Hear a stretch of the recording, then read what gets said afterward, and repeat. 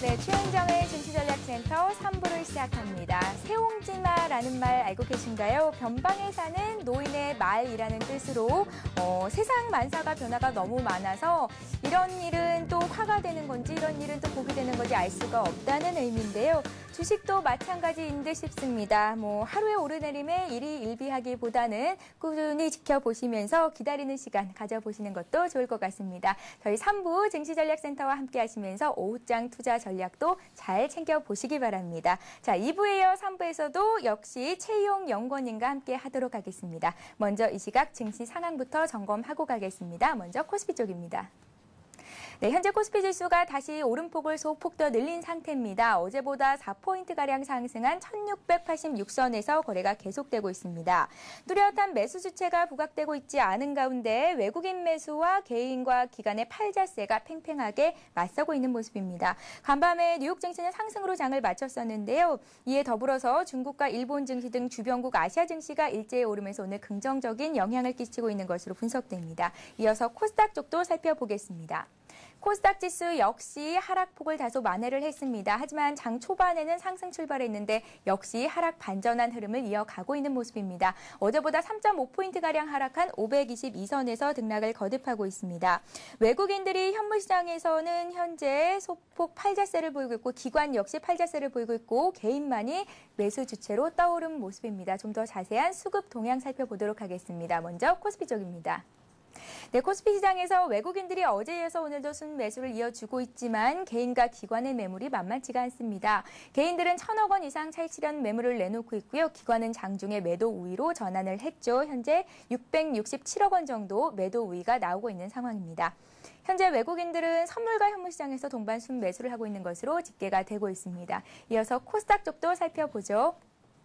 네, 코스닥 쪽에서는 오늘 개인만이 매수 주체로 떠오르고 있을 뿐 외국인과 기관이 팔고 있는데요. 역시 지수도 하락세를 보이고 있습니다. 외국인이 114억 원, 기관이 48억 원 차익 실현 매물을 내놓고 있고요. 개인이 210억 원 지수를 사담고 있는 모습입니다. 네, 이어서 시가총액 상위 종목군들은 어떤 흐름 보이고 있는지 다시 한번 짚어보고 가도록 하겠습니다. 먼저 유가증권 시장부터 보겠습니다. 네, 삼성전자가 1% 이상 상승하면서 오늘 81만 8천 원 선에서 거래를 계속하고 있습니다. 이건희 전 회장이 삼성전자 회장으로 복귀한다는 소식이 전해졌는데 이 같은 소식이 강세 흐름에 일조하고 있는 것으로 분석이 됩니다. 포스코가 0.9% 상승하고 있는 반면에 현대차와 신한지주가 보합권이고요. 한국전력이 2% 하락하고 있고 KB금융이 하락으로 돌아섰습니다. 0.7% 조정받고 있습니다. 네, 그 밖의 종목들은 일제히 오름세를 보이고 있네요. 현대중공업이 강보합권, LG화학, LG전자 일제히 1% 이상 오름세입니다. LG화학 어제 쉬어가는 분위기가 나왔었는데 다시 한번 오름폭을 조금 더 늘리고 있는 모습이죠. LG전자가 1.8% 오르고 있고 현대모비스 3% 가까이 급등하고 있습니다. 수급 부담이 줄어들었고 저평가 매력이 살아나면서 4거래일째 상승 흐름을 이어가고 있는 것으로 분석됩니다. 하이닉스가 오늘도 강세네요. 역시 4거래일 연속 오름세인데요. 블록세일에 대한 우려감으로 하락한 주가를 거의 만회하고 있습니다. 네, 이어서 코스닥 쪽도 살펴보겠습니다. 종목별로는 등락이 엇갈리고 있는 가운데 서울반도체가 오늘 강한 모습이죠. 3% 이상 상승하고 있고 반면에 셀트리온은 어제까지 흐름이 괜찮았었는데 오늘은 차익 실현 매물이 나오고 있는 것으로 분석됩니다. 약세 흐름 보이고 있고요. 그 밖에 태용이 1% 정도 조정받고 있습니다. 메가스터디는 오늘 1% 이상 강한 모습이죠. 소디프 신소재와 성광밴드 그리고 네오에즈게임즈가 1% 이상 조정받고 있는 반면에 동서가 1.7% 플러스 장세 그리고 CJ 오쇼핑 도 강보합권에서 소폭 상승하고 있습니다. 네, 이어서 오늘 업종별 흐름도 살펴보도록 하겠습니다. 오늘은 대형주가 중소형주에 비해서는 비교적 강한 흐름을 보이고 있습니다. 네, 업종별 등락률 살펴봅니다. 오늘은 대형주가 비교적 강한 모습을 보이고 있습니다. 전기전자 업종의 외국인과 기관의 매수가 오늘도 들어오면서 가장 강하게 뛰어오른 종목으로 나타나고 있고요. 그 밖에 증권, 철강, 금속 등도 강박권에서 상승하고 있습니다. 반면에 전기가스 업종의 조정폭이 좀 더 크게 늘어났습니다. 2% 조정받고 있고요. 그 밖에 섬유, 의복, 종이, 목재, 건설 모두 1% 이상 하락하고 있습니다. 건설업종 같은 경우에는 어제는 오름세를 보였었는데 오늘은 차익 실현 매물이 쏟아지고 있는 것으로 분석됩니다. 자, 오늘 특징을 보이고 있는 업종들, 특징 테마들 다시 한번 한번 정리를 좀 해보겠습니다. 오늘 증권업종과 전기전자업종에 외국인과 기관의 매수가 들어오고 있습니다. 증권업종도 일제히 강세고 전기전자업종은 삼성전자, 하이닉스를 필두로 상승하는 모습 보이고 있습니다. 4대강 관련주가 강세죠. 정부가 4대강 살리기 사업을 강력하게 추진할 것이다라는 의사가 밝혀지면서 동신건설 그리고 홈센터, 이화공영 등이 상한가 내지는 상한가 가까이 오르고 있는 모습입니다. 네, 이 시각 이슈들 다시 한번 정리를 해보겠습니다. 최영권님 어떻게 보시나요? 예, 역시 1700 가까이 지수가 오르니까 기관들의 차익 매물이 많이 쏟아지고 있습니다. 예. 여러 가지 해외발 호재로 1700 가까이 지수가 오르는 데는 상승을 했지만 성공적이었다고 볼 수가 있지만 1700 안착에는 역시 여러 가지 어려움이 많이 있을 것으로 지금 예상이 되고 이런 시장 에너지를 축적하는 과정이 반드시 필요하다고 말씀드릴 수가 있겠습니다. 오늘 특징적인 것이 중소형주들이 특히 코스닥 중소형주들이 많이 급락하고 하한가로 지금 내리고 있는 모습을 볼 수가 있는데요. 예. 지금 12월 결산법인 같은 경우에는 보통 주주총회가 3월 말 3월 31일이 되고요. 오늘은 이제 일주일 전입니다.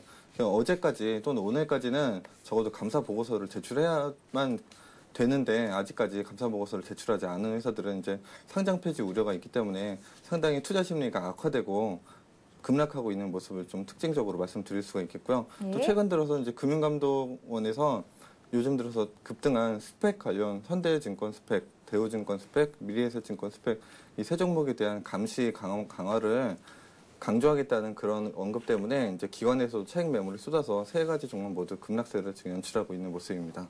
예, 알겠습니다. 이어서 이 시각 아시아 시장 상황은 어떤 흐름 보이고 있는지 짚어보고 가도록 하겠습니다. 네, 현재 일본 증시가 오전장을 상승으로 장을 마친 것으로 나타나고 있습니다. 일본 증시는 미국 증시 오름세를 배경으로 자동차와 전자 등 주력주의 매수 주문이 유입되면서 오전장을 강세로 마친 것으로 분석이 되고 있습니다. 중국 증시 역시 금융권에 대한 실적 기대감이 반영되고 있는데요. 역시 오름세를 보이고 있고요. 대만 증시도 기술주를 중심으로 오름세를 늘려가고 있습니다. 대만 지수는 현재 0.8% 정도 오르고 있고요. 화면상으로 현재 싱가포르 지수만이 소폭 조정을 받고 있는 모습입니다. 네, 리딩투자증권의 우성재 연구원 연결해서 아시아 시장 상황 좀 더 자세히 분석해 보겠습니다. 안녕하세요. 네, 안녕하세요. 네, 일본 증시가 오전장을 강보합권에서 장을 마쳤습니다. 오늘 오전장 흐름 어땠습니까? 일본 니케이 지수 오전장 0.48% 상승한 1826포인트대 장 마감하는 모습입니다. 지금 시장에서의 일본 증시 전일 하락으로 장 마감을 했던 만큼 미증시의 강한 상승세로 인해서 장 초반 강한 흐름을 보여주었지만 상승폭을 축소시키면서 시장에서의 우려감을 나타내고 있는 모습을 보여주고 있습니다. 지금 도시바가 반도체 공장을 추가 신설한다고 발표를 하면서 반도체 업종을 중심으로 한 매수세가 어제부터 꾸준히 이어져 나오는 모습을 보여주었지만 시장이 지수가 하락세로 전환되는 모습 보이면서 이러한 것들로 인한 약강 보합권 내외로 지금 지수의 움직임 보여주고 있습니다. 지금 이러한 모습 속에서 일본의 소매 매출, 슈퍼 매출액 또한 2.4% 감소한 모습 보이면서 시장에서 부담감이 더욱더 커지고 있는 모습인데요. 2월에 전국 슈퍼 매출액이 전년 동월비 2.4% 감소하는 모습 보이면서 15개월 연속 계속적인 하락세를 이어져 나가는 모습을 보여주고 있습니다. 이러한 것들로 인해서 일본 실업률의 증가 그리고 이러한 것들로 인한 소비가 감소하고 있는 모습 보이면서 시장에서의 부담감이 더욱더 커지고 있는 모습을 보여주고 있습니다. 결국 일본 니케이 지수 강한 상승을 이어져 나갈 만한 모멘텀의 부재 속에서 아시아 증시의 동반 강세로 인한 움직임을 꾸준히 보였던 만큼 단기 차익 매물 욕구 또한 커질 수밖에 없을 것으로 예측되고 있는데요. 전 고점이었던 1970선을 돌파하기는 어려울 것으로 예측되고 있는 가운데 시장에서의 1900선의 돌파가 안 됐을 경우에는 다시금 하락세로 전환될 수 있는 만큼 이런 부분 염두하시고 접근하셔야겠습니다. 네, 알겠습니다. 이어서 중국 증시 흐름 살펴보도록 하겠습니다. 부동산 관련주가 하락하면서 사흘 만에 약세를 보였었는데 오늘은 미증시 영향으로 다시 강세로 돌아선 것으로 분석됩니다. 중국 그리고 홍콩 지수 모두 현재 오름세를 보이고 있는데요. 오후장에는 어떤 흐름 보이게 될지 전망 부탁드립니다. 예, 지금 중국 본토 지수는 상해 종합주가 지수 기준으로 3063.97포인트대 장 움직임 보여주면서 0.36% 상승하는 모습 보여주고 있습니다. 항생지수 같은 경우 0.91% 상승한 21,178포인트대 장 움직임 보여주고 있는데요. 미 증시의 상승으로 인해서 강한 흐름을 보여주고 있지만 항생지수 또한 강한 흐름을 이어져 나가기에는 좀 부담스러운 모습을 보여주고 있습니다. 중국 같은 경우 3월 소비자 물가지수가 둔화될 것이라는 이야기가 나오면서 시장에서의 투자 심리가 안정화되고 있는 모습을 보이고 있는데요. 지금 1분기 소비자 물가지수가 2에서 2.5% 정도로 예상이 되고 있고 3월 소비자 금융물가지수 또한 하락세로 둔화될 것으로 예측이 되고 있는 만큼 시장에서의 인플레이션 압력은 줄어들 것이라는 기대감이 커지고 있는 모습을 보여주고 있습니다. 자, 어제 홍콩 같은 경우 지금 부동산 가격 억제 정책에 따른 우려감이 다시금 또 부각되면서 시장에서의 부담감을 나타내고 있는 모습을 보여주고 있습니다. 지금 이런 모습을 보이고 있는 가운데 전일 금융 긴축 정책에 따른 중국 시장이 하락세로 전환된 중국 시장이 약세의 움직임을 보였었는데요. 지금 이런 것들에 대한 투자 심리가 안정화되고 있는 만큼 시장에서의 강한 하락세는 없을 것으로 예측되고 있습니다. 결국 상해 종합주가지수 기준으로 3,050선은 지지를 해주겠지만 3,100선을 돌파하기는 어려울 것으로 예측되고 있는 만큼 박스권 기조는 꾸준히 이어져 나간다고 보시면 좋을 것 같습니다. 네, 지금까지 리딩투자증권의 우성재 연구원과 주변국 아시아 증시 흐름까지 짚어봤습니다. 도움 말씀 고맙습니다. 네, 고맙습니다. 예, 자, 이어서 전문가님의 관심 업종 테마를 들어볼 시간인데요. 앞으로는 어떤 업종들, 테마들에 좀 주력을 해보고 관심 가져보면 좋을까요? 네, 지수가 다시 약간 오전장보다 정체되는 모습을 보이고 있는데요. 예. 이런 와중에서도 계속 신고가를 경신하고 있는 종목들을 한번 체크를 해볼 필요가 있다고 생각됩니다. 예. 네, 삼성 엔지니어링 차트를 잠깐 보시도록 하겠습니다. 네, 삼성 엔지니어링 일봉이 지금 나와 있습니다. 오늘은 좀 차익 실현이 나오고 있는 모습인데 지금 계속적인 그 수주 증대로 인해서 외국인과 기관이 동시에 매수를 하면서 주가를 끌어올리고 있는 모습입니다.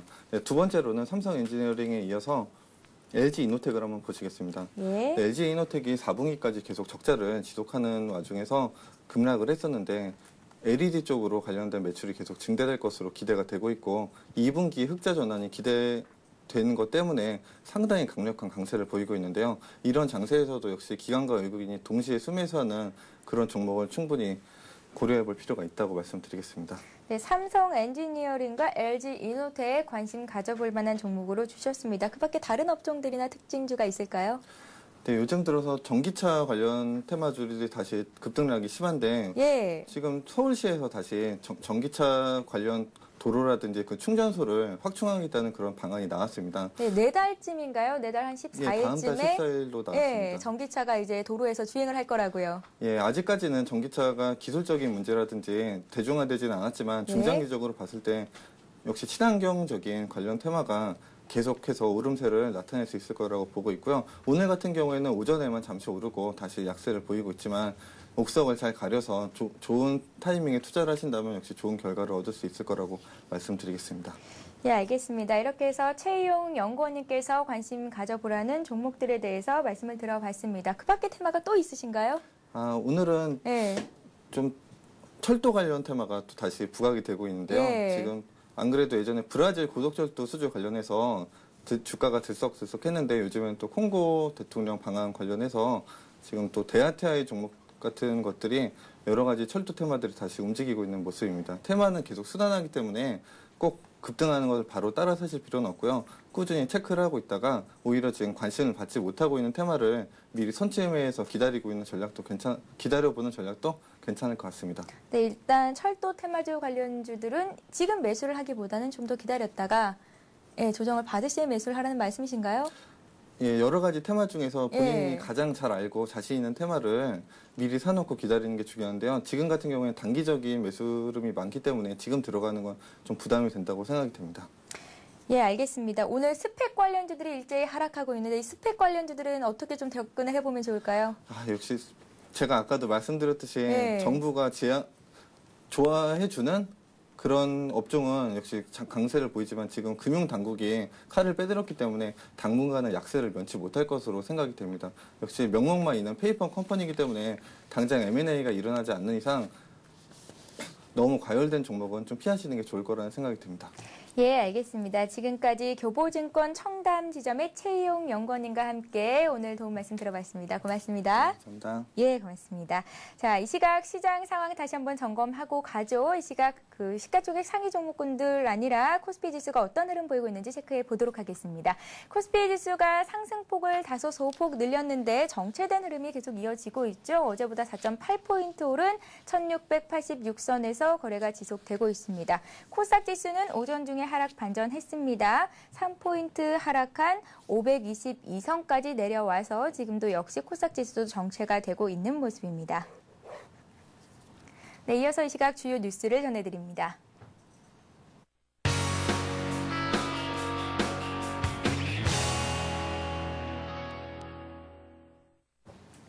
이 시각 주요 뉴스입니다. 이건희 전 삼성그룹 회장이 삼성전자 회장으로 경영 일선에 복귀했습니다. 이인용 삼성그룹 부사장은 오늘 이건희 회장이 오늘자로 삼성전자 회장으로 경영 일선에 복귀하기로 했다고 밝혔습니다. 이 회장의 경영 복귀는 2008년 4월 22일 퇴진 선언 이후 23개월 만입니다. 이 부사장은 삼성 사장단 협의회가 복귀 요청 건의문을 작성해 지난달 24일 이 회장에게 전달했다며 이 회장은 한 달여간 고심한 끝에 어제 수락했다고 말했습니다. 삼성그룹 핵심 CEO들은 그동안 공개석상에서 이 회장의 경영 복귀 필요성을 시사하는 발언을 해왔으며 이 회장 본인도 경영 참여 가능성을 여러 차례 내비쳤습니다. 정부가 저출산 대책의 하나로 육아휴직급여의 인상을 추진합니다. 현재 50만 원으로 제한된 급여를 평소 임금의 일정 비율만큼 지급받는 정률제 도입을 검토하고 있습니다. 보건복지부는 오는 6월 열리는 저출산 고령사회위원회에 육아휴직급여를 임금의 일정 비율만큼 받도록 하는 정률제를 건의할 계획이라고 밝혔습니다. 이번 계획이 최종 확정되면 2차 인구대책이 적용되는 2011년에서 2015년 사이 단계적으로 실시됩니다. 현행 육아휴직급여는 50만 원이 일괄 지급되고 있는데 분유값을 감당하기도 어려울 만큼 부족하다는 지적이 적지 않았습니다. 복지부는 육아휴직급여를 중장기적으로 임금의 40%까지 인상하는 방안도 검토하고 있습니다. 은행 가계대출의 고정금리 비중이 넉 달째 감소세를 보이고 있습니다. 가계대출이 변동금리에 치중하는 쏠림 현상이 재현되고 있는 겁니다. 한국은행에 따르면 예금은행 가계대출의 고정금리 대출 비중은 지난 1월 9.7%로 집계됐습니다. 월별로 보면 지난해 9월 10.6%에서 10월 13.3%로 커졌다가 11월 12.5%, 12월 11.6%로 작아져 4개월 만에 다시 한 자릿수로 떨어진 겁니다. 정부 당국이 지난해 하반기부터 은행들의 고정금리 대출 비중을 높이도록 거듭 주문했지만 약발이 서서히 떨어지는 모습입니다. 한은은 시중금리의 하락세와 출구 전략이 늦춰질 것이라는 전망에 따라 최근 변동금리 대출 비중이 커진 것으로 분석했습니다. 대출 보증을 받은 중소기업이 만기를 연장하려면 올 하반기부터는 가산 보증료를 물게 됩니다.